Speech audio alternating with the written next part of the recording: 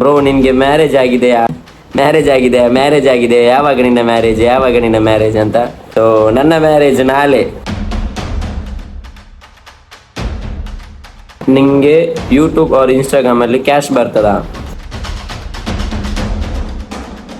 So hello guys, welcome back to my new vlog. ಇವತ್ತು vlog ಏನಂದರೆ, ಮೊನ್ನೆ ಇನ್ಸ್ಟಾಗ್ರಾಮಲ್ಲಿ ಒಂದು ಸ್ಟೋರಿ ಹಾಕಿದ್ದೆ, ನೀವು ಕ್ವಶನ್ ಕೇಳಿ ನಾನು ಆನ್ಸರ್ ಮಾಡ್ತೀನಿ ಅಂತ, Q&A ಲಾಗ್ ಮಾಡ್ತೀನಿ ಅಂತ.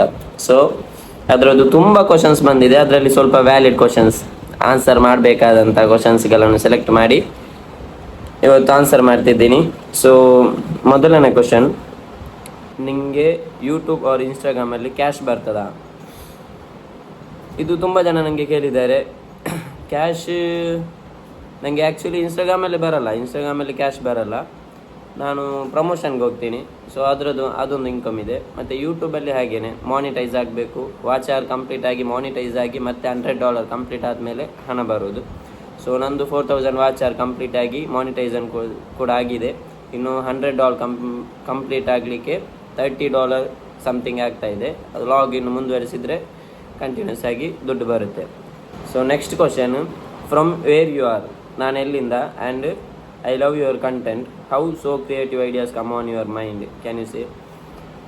ಇಂಥ ಕ್ರಿಯೇಟಿವ್ ಕಂಟೆಂಟ್ಗಳು, ಆ ಐಡಿಯಾಸ್ಗಳು ನಿಮ್ಮ ಮೈಂಡಲ್ಲಿ ಹೇಗೆ ಬರುತ್ತೆ ಅಂತ ಕೇಳಿದ್ದಾರೆ.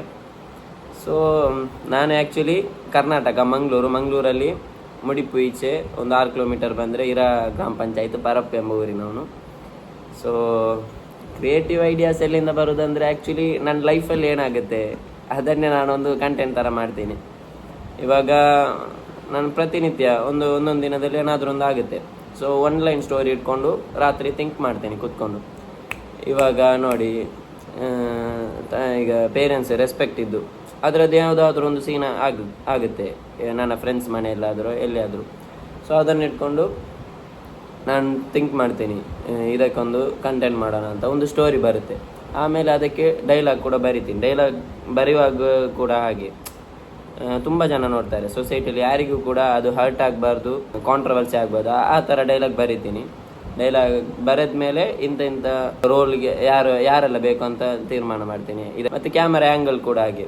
ನಾನು ಈಗ ನನ್ನದು ವೀಡಿಯೋ ಮಾಡುವಾಗ ನಾನು ಒಬ್ಬನಿಗೆ ಹೇಳಿಕೊಡ್ತೇನೆ, ಈ ಥರ ಹಿಡಿ ಅಂತ, ಈ ಆ್ಯಂಗಲಲ್ಲಿ ಹಿಡಿಬೇಕು ಅಂತ. ಡೈಲಾಗ್ ಡೆಲಿವರಿ ಮಾಡುವಾಗ ಕ್ಲೋಸ್ ಶಾಟ್ ಮತ್ತು ದೂರದಿಂದ ತೆಗೆಯೋದು ಅದೆಲ್ಲ ನಾನೇ ಕ್ರಿಯೇಟ್ ಮಾಡ್ತೀನಿ. ಮತ್ತು ಹಾಗೆ ಬೇರೆಯವ್ರದ್ದು ಇದ್ದರೆ ನಾನು ಕ್ಯಾಮರಾ ಹಿಡಿತೀನಿ. Next question, I want to start content creation bro, but fear of judgement. What's your advice to start confidently? ಅವರಿಗೆ ಕಂಟೆಂಟ್ ಸ್ಟಾರ್ಟ್ ಮಾಡಲಿಕ್ಕೆ ಇಷ್ಟ ಇದೆ, ಆದರೆ ಕಾನ್ಫಿಡೆಂಟ್ ಇದು ಫಿಯರ್ ಇದೆ ಅಂತೆ. ಜನರು ಜಡ್ಜ್ ಮಾಡ್ತಾರೆ ಅನ್ನೋ ಒಂದು ಫಿಯರ್ ಇದೆ. ಸೊ ಮೊದಲ ವಿಷಯ, ನಾವು ಭಯಪಡಬಾರ್ದು ಏನೇ ಒಂದು ಸ್ಟಾರ್ಟ್ ಮಾಡುವಾಗ. ಇವಾಗ ಜಡ್ಜ್ಮೆಂಟ್ ತುಂಬ ಜನ ಮಾಡ್ತಾರೆ. ಅಂದರೆ ನಾವೇನಾದರೂ ಸ್ಟಾರ್ಟ್ ಮಾಡ್ತೀವಿ ಅಂದರೆ ಮೊದಲು ಜನ ನೋಡ್ತಾರೆ, ಆಮೇಲೆ ನಗ್ತಾರೆ, ಆಮೇಲೆ ನಮ್ಮಿಂದನೇ ಕಲಿತಾರೆ, ನಮಗೆ ಕ್ಲಾಪ್ ಹೊಡಿತಾರೆ ಏನಾದರೂ ಒಂದು ಆಗ್ತೀವಿ ಅನ್ನೋದು. ಸೊ ಏನಾದರೂ ಒಂದು ಮಾಡ್ತೀವಿ ಅಂತ ತೀರ್ಮಾನ ಮಾಡಿ, ಬೇರೆಯವರು ಏನಾದರೂ ಹೇಳ್ತಾರೆ ಅಂತ ನೀವು ಸುಮ್ಮನೆ ಕೂತ್ಕೊಂಡ್ರೆ ಅದು ನಿಮ್ಮ ಮಿಸ್ಟೇಕ್. ಸೊ ಹಾಗೆ ಮಾಡಬೇಡಿ, ಯಾಕಂದರೆ ಹೇಳೋರು ಹೇಳ್ತಾನೆ ಇರ್ತಾರೆ. ಅಂದರೆ ನಾವು ಕ್ರಿಯೇಟ್ ಮಾಡ್ತಾ ಇರಬೇಕು, ಅದರಿಂದ ಏನಾದರೂ ಆಗುವಾಗ ಜನರು ಕ್ಲಾಪ್ ಹೊಡಿತಾರೆ. ಇದೊಂದು ನನಗೆ ತುಂಬ ಬಂದಿರೋ ಕ್ವಶನ್, ಬ್ರೋ ನಿನಗೆ ಮ್ಯಾರೇಜ್ ಆಗಿದೆಯಾ ಯಾವಾಗ ನಿನ್ನ ಮ್ಯಾರೇಜ್ ಅಂತ. ಸೊ ನನ್ನ ಮ್ಯಾರೇಜ್ ನಾಳೆ ಅಂತ ಹೇಳಿದರೆ ನೀವು ನಂಬ್ತೀರಾ? ಮ್ಯಾರೇಜ್ ಆಗಲಿಲ್ಲ, ಮ್ಯಾರೇಜ್ ಇದು ಪ್ಲ್ಯಾನಲ್ಲಿಲ್ಲ, ಇನ್ನು ಲೈಫಲ್ಲಿ ಸೆಟ್ಲ್ ಆಗಬೇಕು, ಎಲ್ಲ ಡ್ರೀಮ್ಸಲ್ಲಿದೆ, ಎಲ್ಲ ಕಂಪ್ಲೀಟ್ ಆಗಬೇಕು, ತುಂಬ ಪ್ಲ್ಯಾನ್ಸ್ ಇದೆ. ಸೊ ಆ್ಯಕ್ಚುಲಿ ಬೇಗ ಮದುವೆ ಆದರೆ ಕೂಡ ಅದು ಪ್ರಾಬ್ಲಮ್. ಇವಾಗ ಒಂದು ಹುಡುಗಿ ಮ್ಯಾರೇಜ್ ಆದರೆ ಒಂದು ಹುಡುಗಿ ನಮ್ಮನ್ನು ನಂಬಿ ಬರ್ತಾ ಇರ್ತಾನೆ. ಆವಾಗ ನಮ್ಮನ್ನು ನೋಡ್ಕೊಳ್ಳೋ ಕೆಪಾಸಿಟಿ ನಮಗಿಲ್ಲ ಅಂದರೆ ಇನ್ನೊಂದು ಜೀವವನ್ನು ಹೇಗೆ ನೋಡ್ತೇವೆ? ಸೊ ಅದೇ ಮೊದಲು ನಾವು ಅದಕ್ಕೆ ಕೆಪಾಬಲ್ ಆಗಬೇಕು.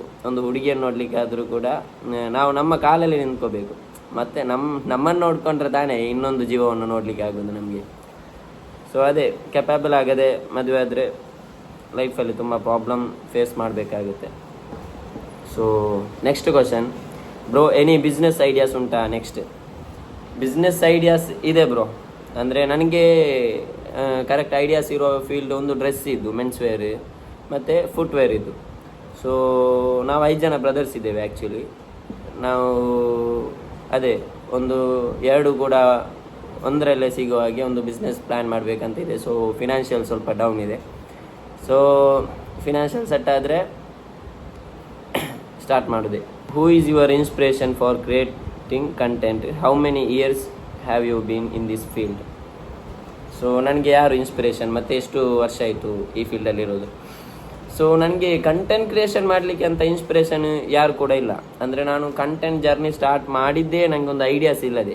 ಅಂದರೆ ನನಗೆ ಚಿಕ್ಕ ವಯಸ್ಸಿನಿಂದಲೇ ವೀಡಿಯೋ ಮಾಡಬೇಕನ್ನೋ ಹುಚ್ಚಿತ್ತು, ಅದೊಂದು ಕ್ರೇಜ್ ಇತ್ತು. ವೀಡಿಯೋ ಹಾಕಬೇಕು ಏನಾದರೂ ಮಾಡಿ. ನನ್ನ ಹಿಂದಿನ ವೀಡಿಯೋಸ್ ನೋಡ್ಬೋದು, ಡಬ್ ಸ್ಮ್ಯಾಶಿಂಗ್ ವೀಡಿಯೋ ಅದೆಲ್ಲ ಇದೆ.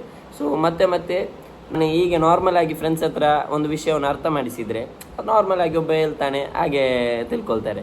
ಆದರೆ ಈ ವಿಡಿಯೋಸ್ ಮೂಲಕ ನಾನು ಅವರಿಗೆ ತಿಳಿಸಿದರೆ ಅದೊಂದು ಇಂಪ್ಯಾಕ್ಟ್ ಬೀಳುತ್ತೆ. ಸೊ ಮೊದಲ ಕಂಟೆಂಟ್ ಅದೇ ಮಾಡಿದ್ದು.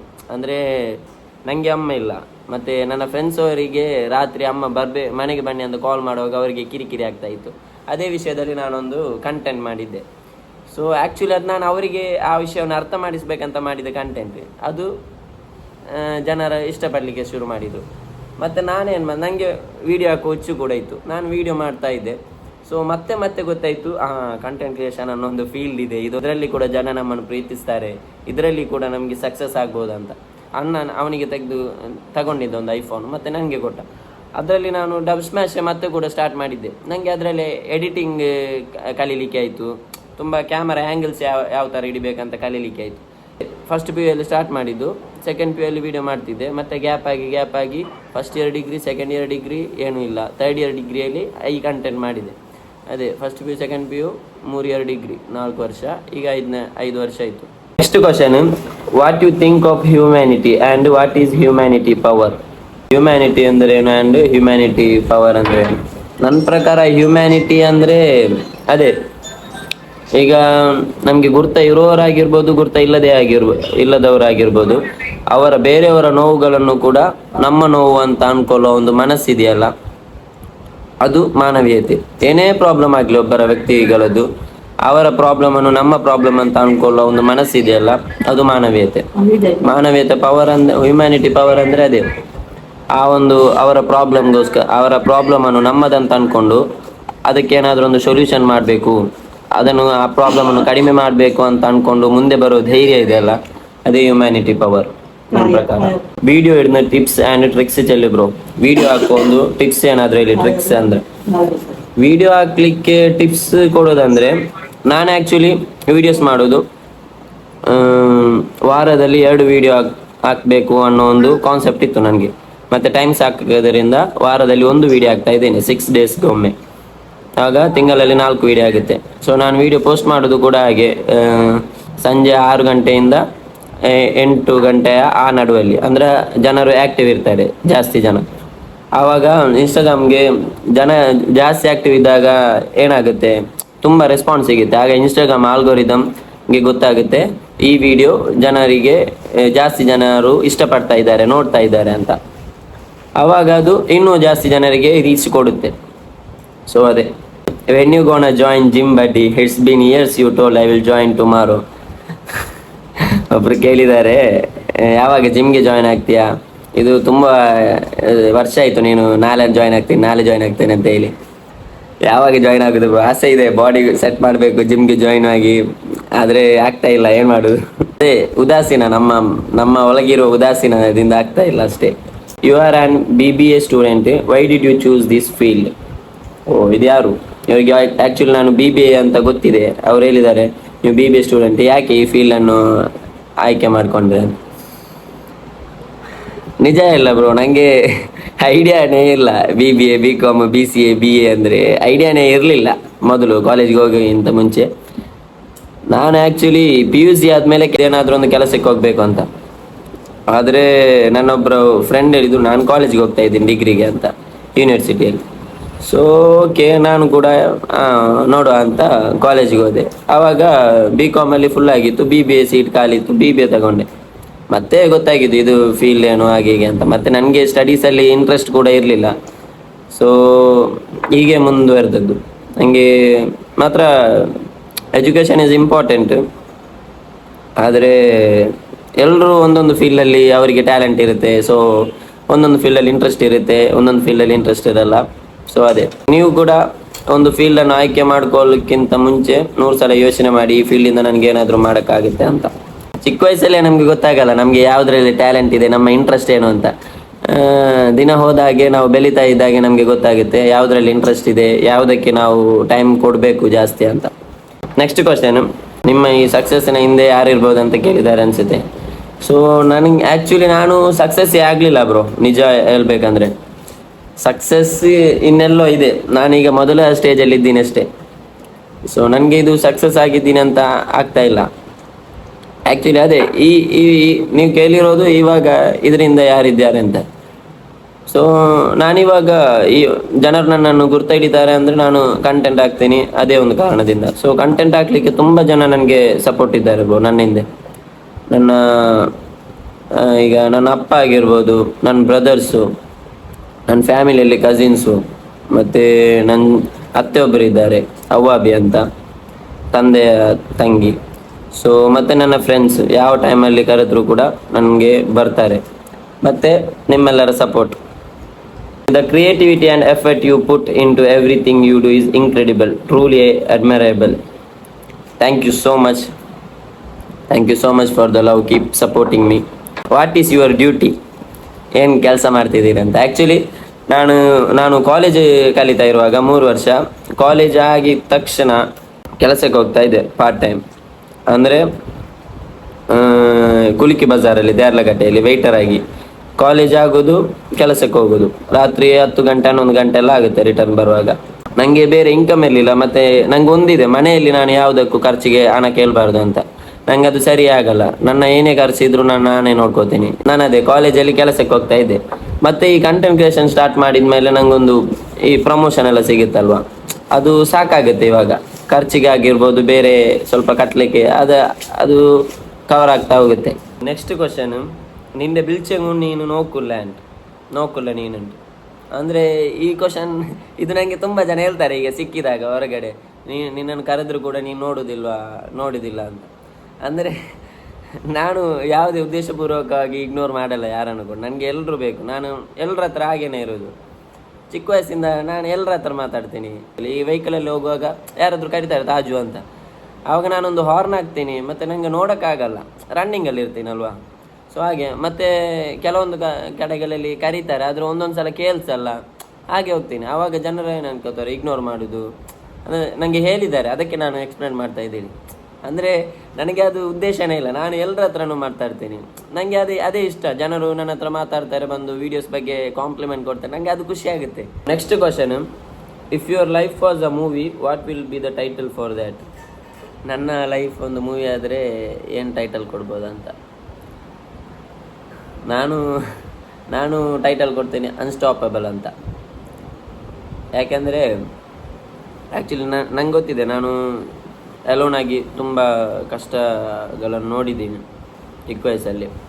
ತಾಯಿ ಇಲ್ಲದಾಗ, ಮನೆ ಇಲ್ಲದಾಗ, ಮತ್ತು ಏನಾದರೂ ಒಂದು ಮಾಡಬೇಕಂತ ಒಂದು ಹೆಜ್ಜೆ ಇಡುವಾಗ ಎಷ್ಟೋ ಕಷ್ಟಗಳು, ಫಿನಾನ್ಷಿಯಲ್ ಆಗಿರ್ಬೋದು, ಮೆಂಟಲ್ ಆಗಿರ್ಬೋದು, ಎಲ್ಲ ಸಪೋರ್ಟ್ ಸಿಗದೆ ಏನೋ ತುಂಬ ಪ್ರಾಬ್ಲಮ್ಸ್ ಬಂದಿದೆ. ಆದರೂ ಕೂಡ ನನಗೆ ಅದಕ್ಕಿಂತ ಮುಂದೆ ಹೋಗಬೇಕನ್ನೋ ಹಠ ಇದೆ ನನ್ನ ಮನಸ್ಸಲ್ಲಿ.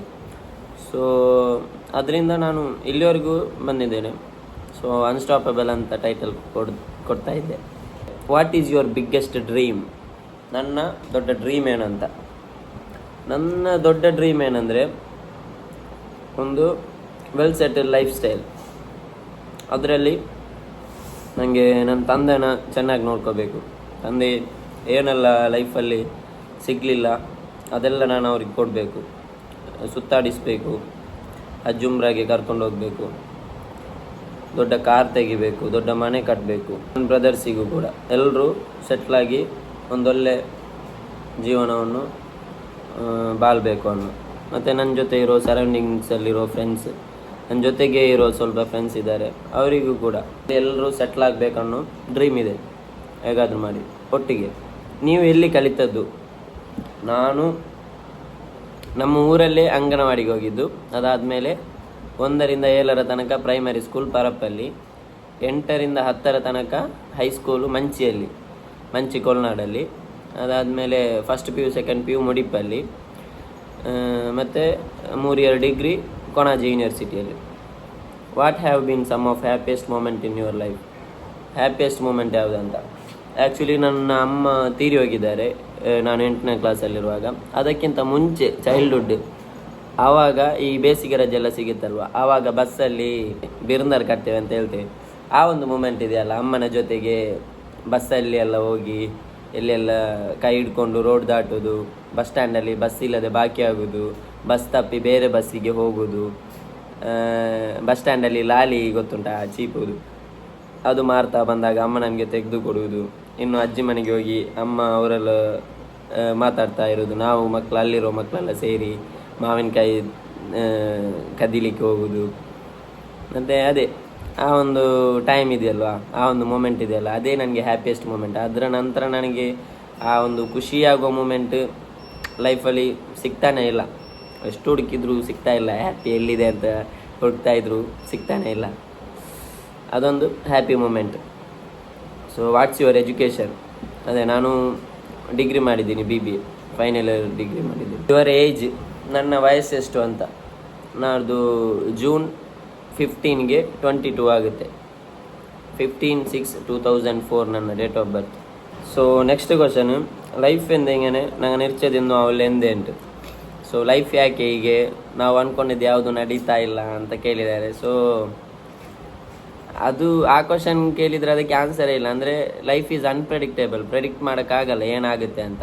ನಾವು ಏನಾದರೂ ಪ್ರಾಬ್ಲಮ್ ಬಂದರೆ ಕುಗ್ಬಾರ್ದು, ಅಂದರೆ ಓವರ್ ಥಿಂಕ್ ಮಾಡಬಾರ್ದು, ಸ್ಯಾಡಲ್ಲಿರಬಾರ್ದು. ಆ ಮೂಮೆಂಟ್ ವೇಸ್ಟ್ ಆಗುತ್ತೆ ಹೊರತು ಬೇರೆ ನಡೆಯಲ್ಲ. ಸೊ ನಾವು ಅಂದ್ಕೊಂಡಿರ್ತೇವೆ, ನಾವೊಂದು ಬಯಸಿರ್ತೇವೆ ಅದನ್ನು ಮಾಡಬೇಕು, ಅದು ನಮ್ಮ ಆಸೆ. ಆದರೆ ಜೀವನ ಬೇರೆಯೇ ಒಂದು ಪಾಠ ತೋರಿಸುತ್ತೆ, ಅದು ನಮ್ಮ ಬೆಳವಣಿಗೆ. ನಾವು ಅದರಿಂದ ಮೆಚ್ಯೂರ್ ಆಗ್ತೇವೆ ಹೊರತು ಲಾಸ್ ಆಗಲ್ಲ. ಸೊ ಅದು ಪ್ರತಿಯೊಂದು ಸೋಲಲ್ಲ ನಮಗೆ ಸಿಗೋದು, ಅದು ಇನ್ನೂ ಏನೋ ಒಂದು ದೊಡ್ಡ ಒಂದು ಮಟ್ಟಕ್ಕೆ ಕರ್ಕೊಂಡು ಹೋಗೋ ಒಂದು ದಾರಿಯಾಗಿರುತ್ತೆ. So next question, what is one resolution you made in 2026 and how are you working towards achieving it? ಒಂದು 2026 ಏನು ನಿರ್ಧಾರ ತಗೊಂಡಿದ್ಯಾ, ಗುರಿ ಏನು ಅಂತ?